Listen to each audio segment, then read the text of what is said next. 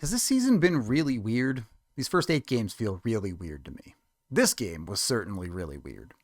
Avs lose to the Carolina Hurricanes 5-4 in the shootout. A lot to get to here. There's a lot of bad and a lot of good, both sides of it in this game for Colorado. For starters, though, the weirdness. This game had 13 power play opportunities across both teams, and only one of them scored. Granted, both these teams are in the bottom 5 in the NHL for power plays so far, so that had something to do with it. And make no mistake, the Avs do get a big power play goal in this game, but their power play was not good enough tonight. Not trying to beat that horse, not trying to circle around it either. It had to be better. I've spent a lot of this season not minding the Avs power play process and the way they play, expecting it to start working. But the way it looked tonight was just bad. It needs to be better. Their volume of shots wasn't nearly enough. I think they only had 9 shots total across 8 power plays. You're barely getting a shot per power play.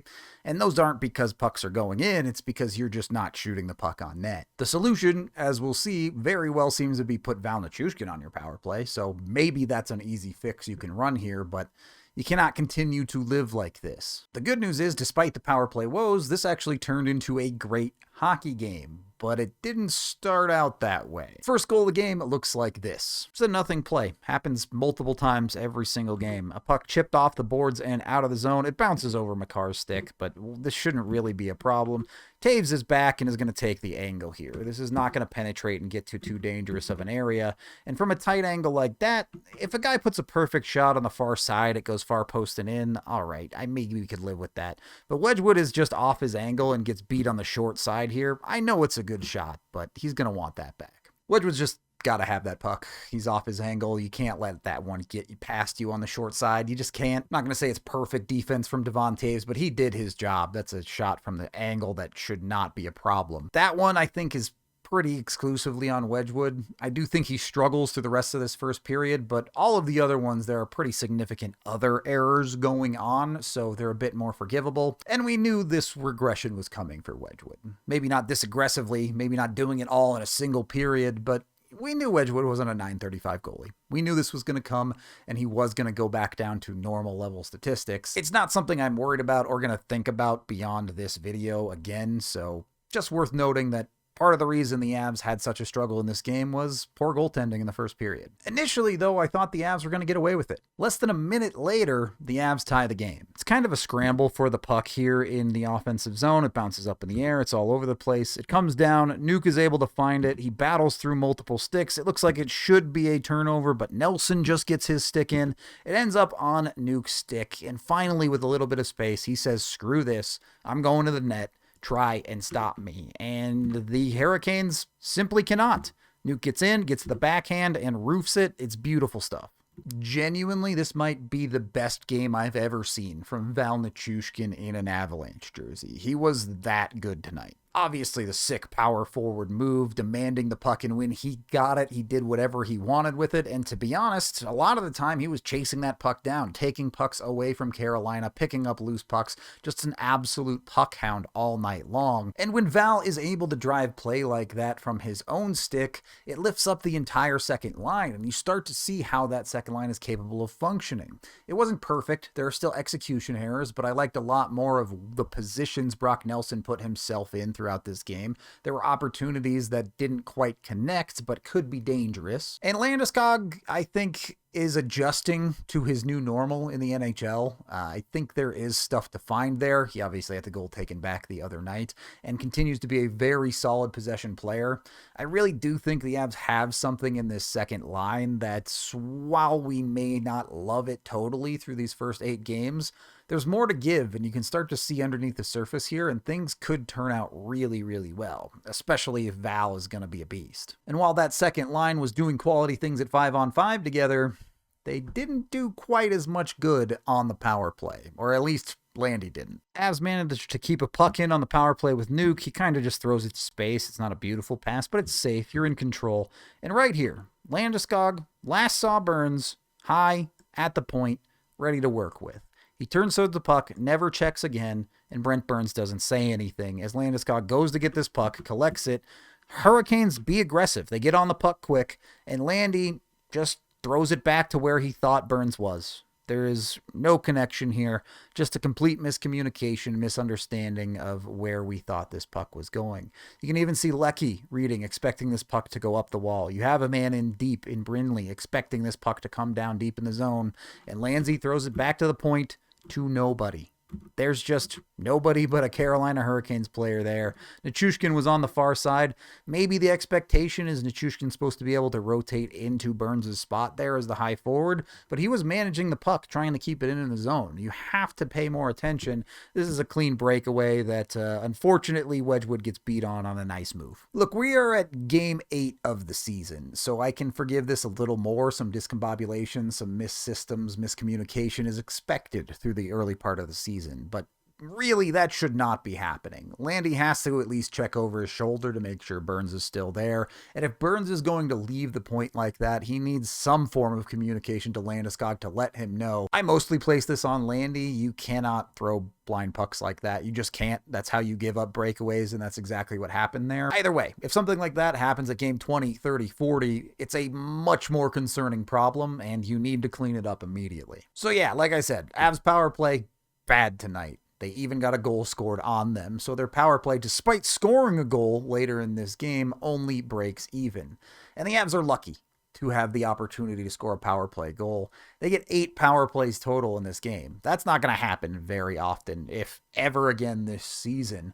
They went through a number of opportunities where they needed power play goals to either close the gap or get them to tied or back in the game, however you want to look at it, and far too many of them fell to the wayside here. We've moved from there is a good process, but you need to start scoring through the first portion of the season, and this game is a pretty clear delineation of, okay, it needs to be better. From there, the first period is pretty wide open. It's good back and forth hockey, opportunities both ways a little bit. The Avs do ultimately get the better of the possession in the period, but that doesn't mean a whole lot when the other team is seemingly scoring at will. A little over halfway through the first, and the Avs are down by 2 for the first time this season. Carolina breaking through the neutral zone here, nothing too crazy. Maybe a little bit of a lazy defending from McKinnon there, allows him to get through clean, but that's not that big of a deal. They're set up high in the zone. Your defensive coverage is fine here. And yeah, you get a little bit fast and loose, but this is not that dangerous of a play. This is a floated puck onto Scott Wedgwood.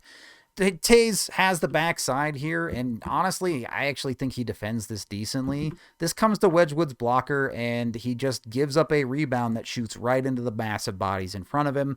The bounce doesn't go his way off of that massive bodies, and it goes in. There are imperfections there. Maybe you want Taves to take the body on the rebound attempt a little bit better to take away any nonsense, but you also need better rebound control from Wedgwood. It is what it is, just a little bit too fast and loose from the Avs in their own zone and too fast and loose from their goalie. That would have made it a bad period, for sure, and then it turns into a disaster period a minute later. Defensive zone faceoff, the Avs win it clean. You should be straight chilling here. Makar collects a puck, handles it, and just flips it right into the defender directly in front of him. This is crazy. You need to make a better play. You're Cale Makar. We know you have better in the bag. The Avs are not expecting Cale Makar to make a terrible play like this, so they were cruising out of the zone, getting their breakout set up and ready to go. Unfortunately, they're a little bit late to realize. Mac just gets clean caught, which whatever, I'm not that worried about that. But Taves just doesn't recognize that Makar has made a mistake here and gets caught behind the play. The puck somehow, despite an initial desperation effort from Makar that works, still ends up in the front of the net. And yeah, what are you going to do from there? I mean, honestly, it was a pretty poor chance, and you'd love Wedgwood to smother that, but come on, Cale, please, better. Yeah, Cale Makar's just got to make a better play, right? That's the end of that conversation. It's really, really hard to win games when your best players are costing you stuff like that. So an absolute collapse of a period. There is very, very little redeeming outside of Val Nichushkin from that first, even if the possession numbers were solid. My expectations were the basement here.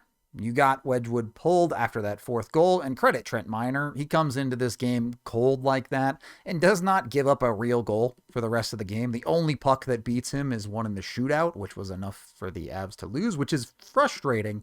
But for Trent Miner, that was a heck of a performance. And while that period is a disaster, this is where I give the Avs a lot of credit, because they come out and they work hard for the rest of the game. It's a weird game, up and down, not a ton of 5-on-5 time because of all the penalties, and while the power play, blah, everything else, really good. There was no quit in this team despite the rough marks. They didn't get down on themselves. They didn't struggle through. They didn't throw it away. They didn't give up. They went out and earned this comeback. Well, I say that, but here's the Avs' second goal of the game. It's not necessarily pretty, but it is good, hard work from your fourth line here. They get in deep, they try to work the puck around, but they make sure they maintain possession and keep the puck in the zone. So Malinsky doesn't overthink this. Just throw pucks towards net. Good things happen when you throw pucks towards net. The Avs have a bunch of guys converging to that net front area. He lets this puck go. Parker Kelly is going to straight up reach his hand out and straight up tries to grab this puck with his glove. It goes off of that glove and into the net. All right, I understand the call ends up going the Avs' way and this ends up counting because Parker Kelly wasn't trying to direct the puck into the net with his hand, even though he clearly played the puck with his hand and it ultimately went into the net. Here's my problem with this. One, there's way too much room for discretion in a rule like that. You have to look at something and someone has to make a decision on what they think a player is trying to achieve with their movement of a hand when they hit the puck with it. And two, my bigger problem is the goal that didn't count a week ago when the Avs played Columbus and a guy bats at a puck, clearly hits it, then it goes off of his chest and into the net. That one got called back. And this one counts because Parker Kelly isn't facing the net, despite him intentionally trying to play the puck with his hand. He was not trying to put it into the net, but he was trying to play the puck. That one counts and the other one doesn't. It's just so inconsistent in the NHL. Your rules need to be more definitive, and we can't keep having these gray area situations where genuinely no one knows what actually is going to come out of the ruling. That would be the only goal of the second period. Most of this comes from the poor power play work. The Avs had 4 power play opportunities in the second period and couldn't convert on any of them. It's making their life harder than it has to be. I will give the Avs a little bit of credit, though. While I don't think the reffing was good, they were dominating the puck. They were forcing pucks in the right directions. They were skating through Carolina and outwinning battles from them. And that led to situations where Carolina had to take some penalties, and the Avs earned their opportunities. That's not the problem. The problem is taking advantage of those opportunities. So you get into the third period, and I do think Carolina picks their game up a little bit. They did definitely let their foot off the gas in the second, but the Avs keep going to work, and they do get some of that performance from their top line at 5-on-5 at least. Avs top line, working it in deep behind the goal line. They do try a bit of cute stuff here that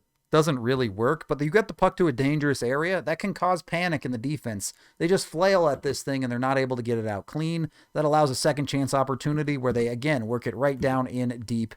It ends up coming out to the front for Leckie that it doesn't really create a decent chance. It ends up going wide. But Carolina, slow to react to a bounce off the boards. It comes right into Necas, who perfectly reads what's happening. He knows he's got this puck in some space, and he can step into this and create a little bit, and he makes it count, immediately ripping the shot.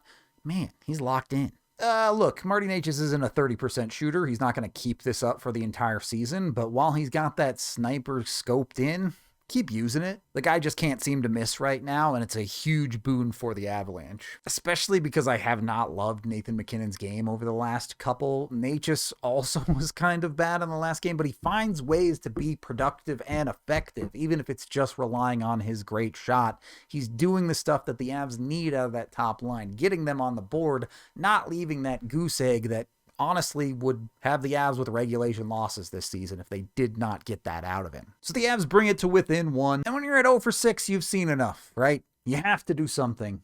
The Avs somehow find their way to another power play. And Bednar puts Val Nichushkin out there, who has by far been the best skater in the game. And they finally get it done. It's been 13 minutes of futility on the power play for the Avs so far tonight, and Nichushkin is out there with the top unit. You see him collecting a puck in deep here to keep possessions alive. You work it back out high. Carolina, who usually runs a very aggressive power play, you finally caught them a little bit going low to high. They're not able to get on Makar immediately. You've created a little bit of space for yourself. You see Olofsson work in, get off that wall, and actually find some loose space here. That creates a cute little play for Makar to find him. Olofsson turns, tries to chip it towards the net. It's not really a very good shot, but it's enough to create a rebound where Val Nichushkin all of a sudden is standing all alone, has the time to collect the puck and flip it in. It's not even a very well put together play. It's not that complicated. Get pucks to the net, Get a guy like Nichushkin out there who can hunt for pucks that will find those rebounds, and you'll create greasy power play goals. The Avs have to learn the lesson from this goal on their power play. If you need to get yourself out of slumps, if you need to get yourself out of a poor stretch, if what you're doing on a high wire act, high talent power play isn't working, you have to do the dirty work. You have to simplify, and that's how you'll break through. When everything's going great and every pass is connecting, fine. Go do the all-world power play stuff. We'll ride it while it's hot and we'll love it.